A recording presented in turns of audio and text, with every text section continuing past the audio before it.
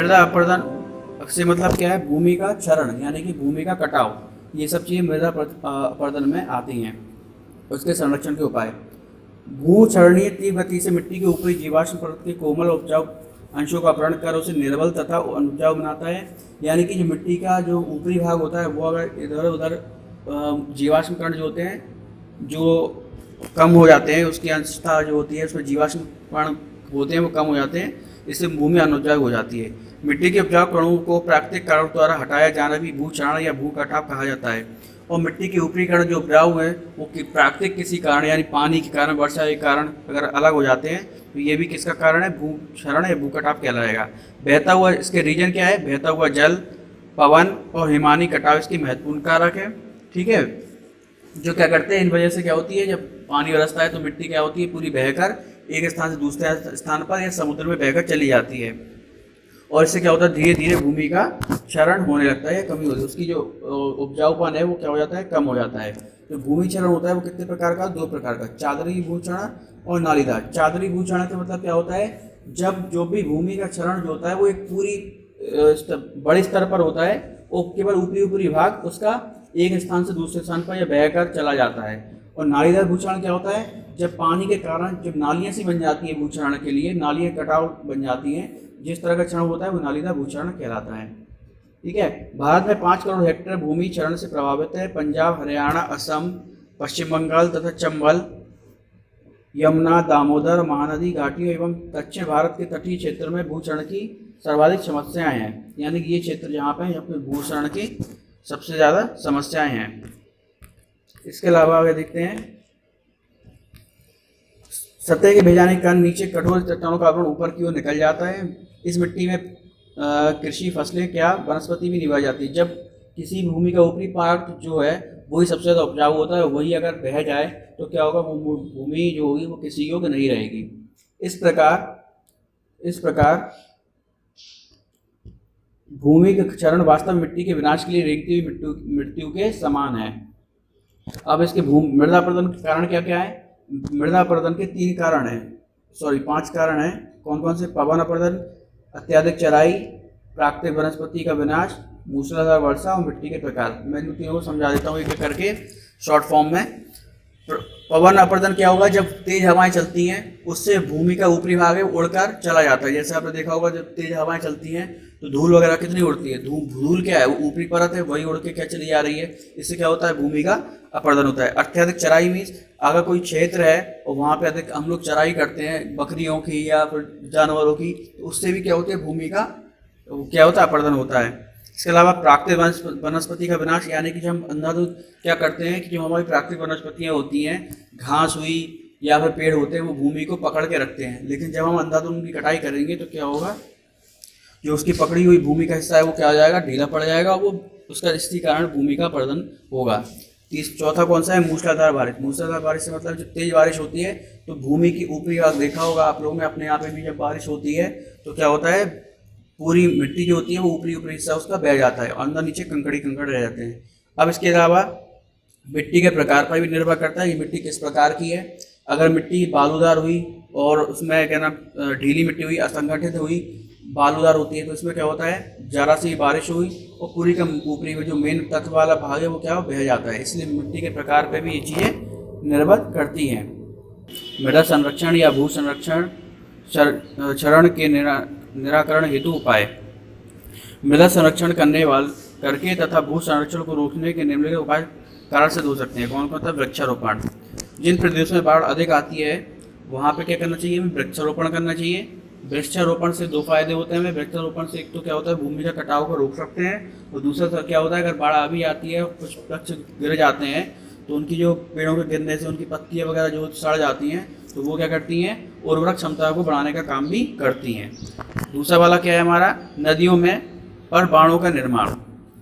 इससे कैसे रोका जा सकता है भू संरक्षण को, मृदा संरक्षण कैसे की जाती है, इससे कि नदियों पर बांध बनाने से क्या होता है कि जल की गति क्या होती है, उसके प्रभाव को नियंत्रित कर सकते हैं। ज़्यादा तेज बहाव नहीं होगा तो भूमि का कटाव भी कम होगा। अब है खेतों के लिए मेड़बंदी करना। मेड़बंदी से मतलब क्या होता है, जब आपने देखा होगा खेतों में छोटी छोटी नालियाँ टाइप की बनी रहती हैं, उठा हुआ सा भाग होता है खेतों के बीच में, है ना, उसी को बोलते हैं मेड़बंदी। ये क्या करता है, मेड़बंदी करने से क्या होता है, जो भी जब भी पानी वानी भरता है उसमें, तो क्या होता है जो मृदा होती है वो एक प्लेस से दूसरे प्लेस पर नहीं जा पाती, इससे भी क्या होती है, भूमि का क्षरण नहीं होता है। पशुचारण पर नियंत्रण, पशुचारण क्या होता है, ये पशु होते हैं, पशुओं की जो खुर होते हैं यानी कि उनके पैर जो होते हैं, उससे क्या होता है मृदा का अपरदन होता है। ठीक है, अगर हम उनके लिए चराई के लिए, हर जगह नहीं, खेती वाली जगह पे उनको चराई नहीं करने देना चाहिए, हमें कहाँ पे करना चाहिए, उनके लिए पशुचारण, यहाँ पे उनको खाने मतलब घास वगैरह लगा दी जाती है, वहीं पर ही उनका चारण करना चाहिए। इसके अलावा क्या है, ढाल के विपरीत दिशा में जुताई करना, यानी कि भूमि जो अपरदन है, मृदा अपरदन है, उसको रोकने के लिए सबसे अच्छा तरीका क्या है कि ढालदार, अगर कोई वो होते हैं, क्या होता है ढालदार क्षेत्रों में क्या होता है, बारिश होती है तो भूमि में नालियाँ बनती हैं, नाली टाइप की बनती है नीचे की तरफ, उसमें कटाव होता है। लेकिन अगर हमें उसकी जुताई करनी है तो क्या है, अपोजिट डायरेक्शन में, नीचे से ऊपर की तरफ हमें क्या करना चाहिए, उसमें वो करना चाहिए, जुताई करनी चाहिए। इससे क्या होगा, नाली में जो जल की गति हो जाएगी वो क्या हो जाएगी, कम हो जाएगी, बहने की गति। ठीक है, इससे भी काफ़ी अच्छा हो सकता है कि। दूसरा और नेक्स्ट कौन सा है, जल के निकास की उचित व्यवस्था। ढालू खेतों में वर्षा के जल को निकास की उचित व्यवस्था, भूचरण को बहुत सीमा तक रोका जा सकता है। पहाड़ी क्षेत्रों में सीढ़ीदार खेतों का निर्माण करना चाहिए, अंतः भूचरण अत्याधिक होगा। इसलिए क्या होता है, आपने देखा होगा जो पहाड़ी क्षेत्र होते हैं वहाँ पे कैसे बने रहते हैं, वहाँ पे सीढ़ीदार खेत होते हैं। इससे क्या होता है कि पानी जो होता है, भूमि जो होती है वो अगर बहती भी है तो एक खेत से दूसरे खेत तक जाएगी, दूसरे ज़्यादा तीसरे खेत पे जाएगी। इससे क्या होगा, उसका जो वो का क्षरण होगा वो क्या हो जाएगा, कम हो जाएगा। नेक्स्ट कौन सा है, भूमि की क्षमता का निर्धारण, यानी भूमि का उसकी क्षमता के अनुसार वर्गीकरण करना चाहिए। यहाँ पे वर्गीकरण से मतलब ये है कि जो क्षेत्र में जिसकी उसकी उर्वरता क्षमता है उस हिसाब से ही उसका निर्धारण करके उसमें खेती करना चाहिए। ठीक है, इसके बाद नेक्स्ट है भारत में पर्यावरण की दशा। भारत में पर्यावरण की दशा क्या है देखते हैं। हरियाणा के अंबाला जिले का सुखो माजरी गांव तथा मध्य प्रदेश के झाबुआ जिले ने यह कर दिखाया है कि भूमि निम्नीकरण की प्रक्रिया को पलटा जा सकता है। सूखो माजरी में वृक्ष घनत्व 1976 में 13 प्रति हेक्टेयर था, यानी कि प्रति हेक्टेयर पर क्या था, जो 1976 में एक हेक्टेयर क्षेत्र में केवल 13 पेड़ ही लगे हुए थे, घनत्व था। लेकिन 1992 में 1272 प्रति हेक्टेयर हो गया, यानी कि ये क्या हो गया, अब इतने हेक्टेयर में इतने पेड़ लगे हुए मिल जाते हैं। ये चीज़ें बता गई, उन्होंने क्या किया, भूनिम्नीकरण को इस तरह से उन्होंने सुधारा। इसके देखिए, पर्यावरण को पुनर्स्थापित से संसाधनों का उपलब्धता में बढ़ोतरी होती है। अगर हम क्या पर्यावरण जहाँ पे नुकसान हुआ है पर्यावरण को, और हम उसको दोबारा उसका वो करते हैं, पुनर्स्थापन करते हैं, तो उसमें क्या होता है, संसाधन बढ़ने की चांस भी बढ़ जाते हैं। कृषि पशुपालन में सुधार के के परिणाम स्वरूप आय में वृद्धि होती है। अगर कृषि में पशुपालन करते हैं तो क्या होगा, आय में वृद्धि होगी। पशुपालन से आय में वृद्धि कैसे होगी, अगर आप किसी भी तरह से, जैसे गाय बकरी पालन हुआ, भेड़ पालन हुआ, इससे क्या होगा, उनको पालो और फिर इनसे रिसोर्स मिलेगा। जैसे हम लोग भेड़ पालते हैं तो भेड़ से हमें क्या रिसोर्स मिलेगा, हमें ऊन मिलेगी, ऊन को बेच के हम लोग अपनी आय बढ़ा सकते हैं। तो ये किस पे निर्भर, सब प्रकृति पर ही है। और उसके लिए भी हमने क्या, पर्यावरण को भी यहाँ नुकसान नहीं हुआ, खेत भी लगाने पड़े आपको और आपको मुनाफा भी हो रहा था। सूखो माजरी में 1979 में से 1984 के मध्य परिवारों की औसत वार्षिक आय में 10,000 से 15,000 तक की वृद्धि हुई है। यानी कि जो सूखो माजरी बता रहा था, इस क्षेत्र में कैसा हुआ है कि इतनी ड्यूरेशन में क्या हुआ, 10 से 15,000 रुपए की बढ़ोतरी हुई है आय में लोगों की।